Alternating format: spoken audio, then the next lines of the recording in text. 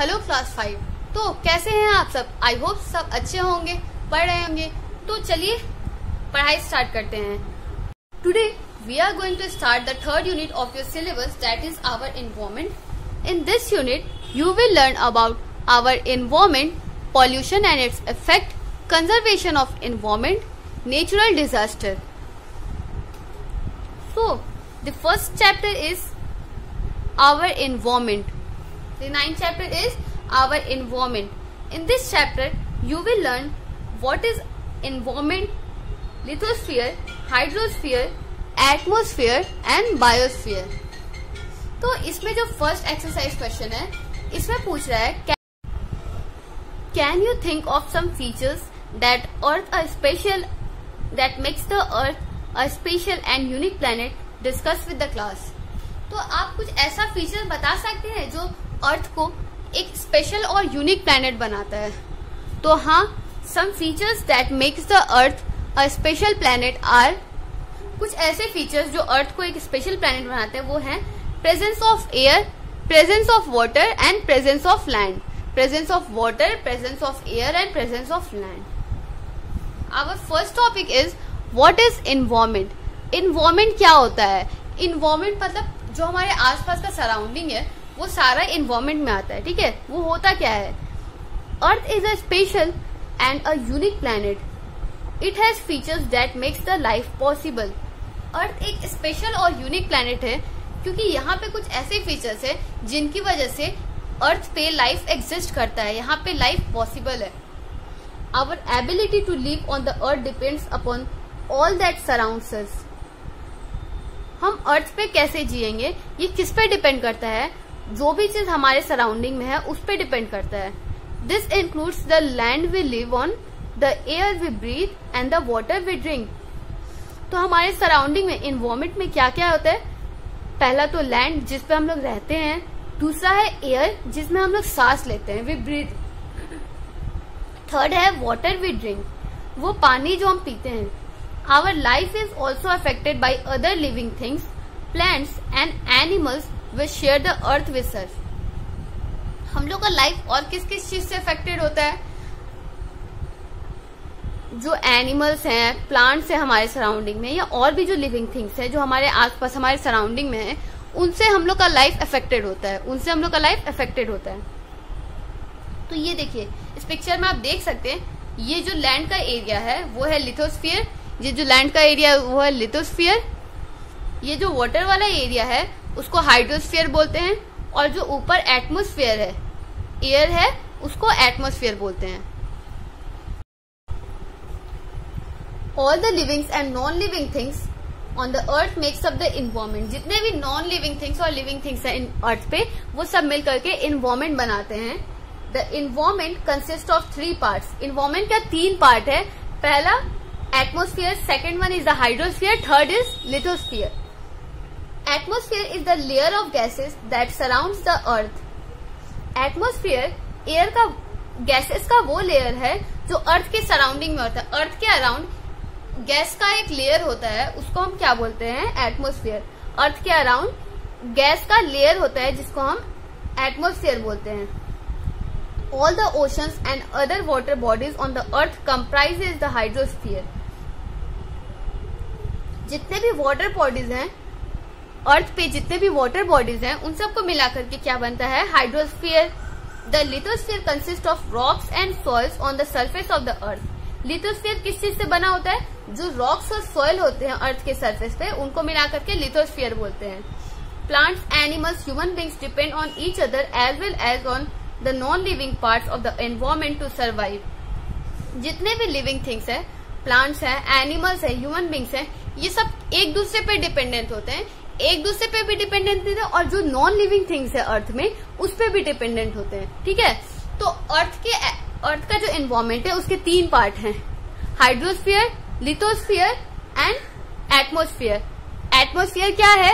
Gas का वो layer, अर्थ के सराउंडिंग में जो गैस का लेयर है उसको हाइड्रोस्फीयर, एटमोस्फीयर बोलते हैं, और जो वाटर बॉडीज है उन सबको मिलाकर के हाइड्रोस्फीयर बोलते हैं, और जो लैंड होता है, रॉक, सॉइल, ये सब है, इन सबको मिलाकर के लिथोस्फीयर बोलते हैं। Our first topic is lithosphere. Our planet is made up of a number of layers, namely core at the center, the mantle in the middle and the crust at the top. जो अर्थ है वो बहुत सारे layers से बना हुआ है. जैसे कोर होता है, कोर कहाँ होता है? सेंटर में होता है. अर्थ के सेंटर में क्या होता है? कोर होता है. ये देखिए, अर्थ के सेंटर में कोर होता है. ये वाला जो येलो एरिया है, येलो नहीं क्रीम एरिया है, इसको कोर बोलते हैं. ठीक है. उसके ऊपर क्या होता है? मैंटल. ये इनर कोर, ये आउटर कोर. तो ये येलो वाला जितना भी पार्ट है वो कोर है. कोर के ऊपर क्या होता है? मिडिल में मैंटल. कोर के ऊपर क्या होता है? Mantle. And the crust at the top. पहले कोर होता है सबसे मिडिल में, फिर मैंटल होता है. कोर होता है सेंटर में, मिडिल में क्या होता है? मैंटल. सबसे ऊपर क्या होता है? क्रस्ट. सबसे ऊपर क्या होता है? Earth crust. क्रस्ट का मतलब आपके बुक के पेज में दिया है, पेज नंबर 87 में दिया है, the outermost layer of the earth. Earth का जो आउटर मोस्ट लेयर होता है उसको हम लोग क्रस्ट बोलते हैं. ठीक है. तो ये देखिए, ये क्रस्ट है.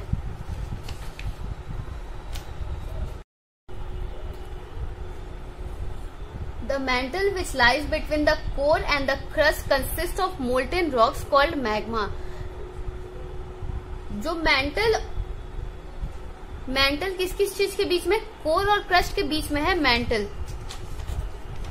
कोर और क्रस्ट के बीच में है मैंटल. और मैंटल किस चीज से बना हुआ है? Molten rocks. मोल्टेन मतलब पिघला हुआ. मोल्टेन मतलब पिघला हुआ. पिघला हुआ रॉक से क्या बनता है? मैग्मा. ठीक है. पिघले हुए रॉक्स को हम लोग क्या बोलते हैं? मैग्मा बोलते हैं. और मैग्मा से मैंटल बना होता है. मैग्मा से मैंटल बना होता है. The crust is the thin hard outer layer that flows on the magma और the mental.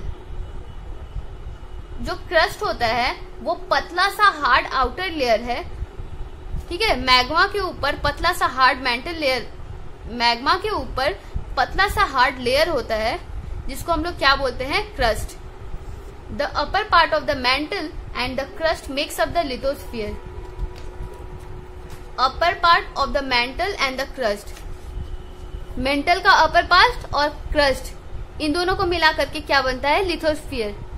Upper part of mental और क्रस्ट को मिला करके लिथोस्फीयर बनता है. लिथोस्फीयर मतलब वो जो लैंड एरिया होता है जहां पे रॉक्स वगैरह होते हैं उसको लिथोस्फीयर बोलते हैं. Lithosphere is the outer most solid layer of the earth. Lithosphere क्या है? अर्थ का आउटर मोस्ट सॉलिड लेयर है.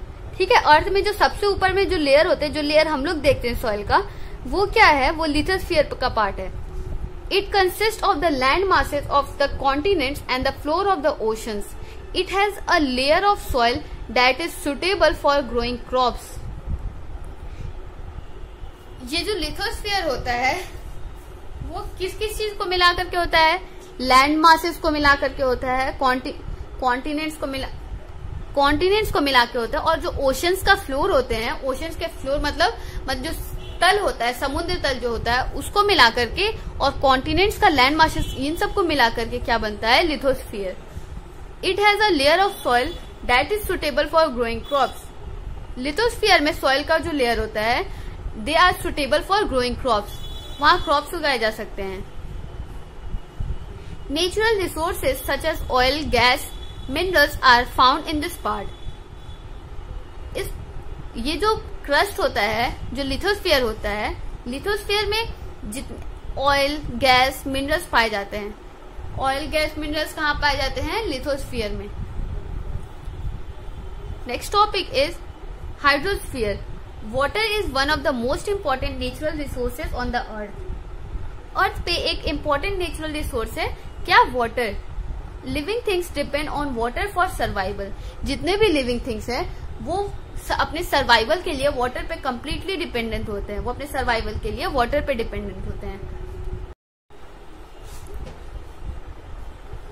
Hydro means water, and the hydrosphere includes all the water on the Earth's surface, the ocean, streams, lakes and groundwater, as well as the frozen water in the form of glaciers on mountains and in the Arctic and Antarctic ice sheet. तो hydro मतलब तो पानी होता है. Hydrosphere में क्या क्या होता है, जो अर्थ सरफेस पे जितना भी वाटर है, जैसे ओशन में है, स्ट्रीम्स में है, लेक्स में है, ग्राउंड वाटर में जो पानी होते हैं वो, और फिर जो फ्रोजन वाटर है, मतलब एंटार्क्टिका और आर्कटिक में जो भी वाटर होते हैं वो फ्रोजन आइस शीट होते हैं, ठीक है। वो सब भी किसका पार्ट है, वो सब भी हाइड्रोस्फीयर का पार्ट है। About 97% of earth water is in the ocean which is salty. Earth पे जितना भी पानी है उसका 97% पानी ओशन में होता है और वो सॉल्टी होता है, नमकीन पानी होता है, खारा पानी। The remaining 3% of the fresh water, most of which is frozen in glaciers and ice caves. और जो 3% फ्रेश वाटर बचा है उसमें से भी अधिकतर पानी जो है वो ग्लेशियर के फॉर्म में जमा हुआ है, वो ग्लेशियर और आइस कैप्स के फॉर्म में है। Water on the earth is always moving. Earth पे जो वाटर है वो हमेशा मूव करता रहता है। It goes into the atmosphere and then returns to the earth as rain. This movement is called the water cycle. ये जो वाटर है अर्थ पर वो एटमोस्फेयर में जाता है और फिर वापस अर्थ पे आ जाता है in the form of rain, और इसको क्या हम लोग बोलते हैं, water cycle. The water cycle constantly refills the water supplies on the अर्थ। जो वाटर साइकिल है वो बार बार जो वाटर को अर्थ पे ले आता है। वाटर साइकिल की वजह से बार बार पानी का जरूरत पूरा होता है, वो बार बार इवेपोरेट करके ऊपर जाता है, फिर वो वापस नीचे आ जाता है। इस फिगर में आप देख सकते हैं ये जो ओशन है, ओशन का वाटर हीट की वजह से इवेपोरेट हो रहा है, लाइट वेट होने की वजह से ये इवेपोरेट होकर के ऊपर क्लाउड का फॉर्मेशन कर रहा है।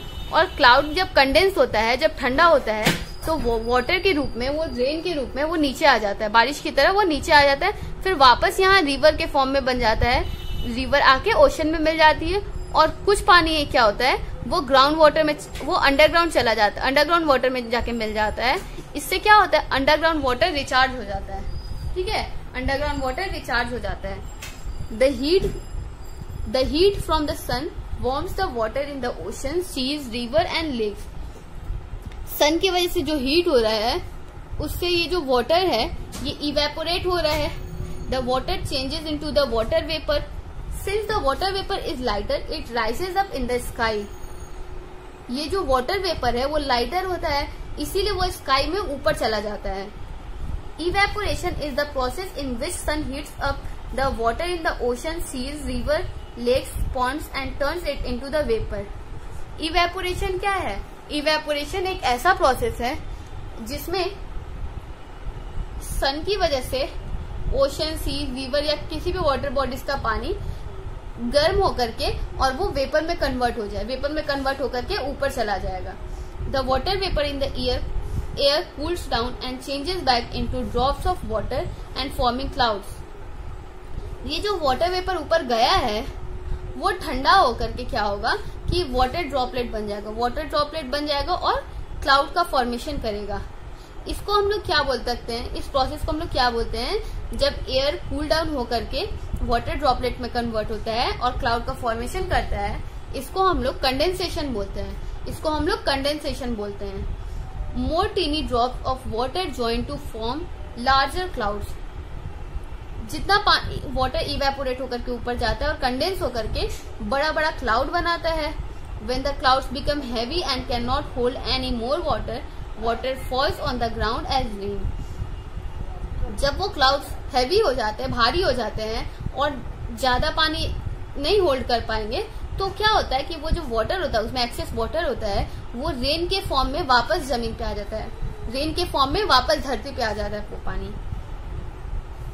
This is called precipitation. इसको हम लोग क्या बोलते हैं, प्रेसिपिटेशन। जब क्लाउड इतना हैवी हो जाता है कि वो और वाटर होल्ड नहीं कर सकता, तो क्या होता है, बारिश होती है, और इसको हम लोग क्या बोलते हैं, precipitation. The rain water flows back into the river, ocean, seas, ponds and lakes. जो रेन वाटर होता है वो वापस कहाँ चला जाता है, रिवर, पॉन्ड, लेक, ओशन, ये सब जगह पे वापस चला जाता है बारिश होकर के। The sun again hit this water and this goes up again to form the clouds and thus the water cycle goes on and on. तो इसी तरह से क्या होता है, बार बार यही होता है कि वाटर ओशन से इवेपोरेट होकर ऊपर गया, क्लाउड का फॉर्मेशन किया। अब जब क्लाउड कंडेंस हुआ तो वाटर ड्रॉपलेट के फॉर्म में, रेन के फॉर्म में वो वापस नीचे आया धरती पे, और धरती से ये वापस यहाँ पे ओशंस या और भी जो वाटर बॉडीज है उनमें जाके मिल जाएगा, और कुछ क्या है अंडरग्राउंड वाटर बन जाएंगे। ठीक है, तो आज के लिए बस इतना ही पढ़ते हैं, कल इस चैप्टर को कंटिन्यू करेंगे। Till then bye bye, take care. और आप एक बार खुद भी इस चैप्टर को एक बार पढ़ के रिवाइज कर लीजिएगा।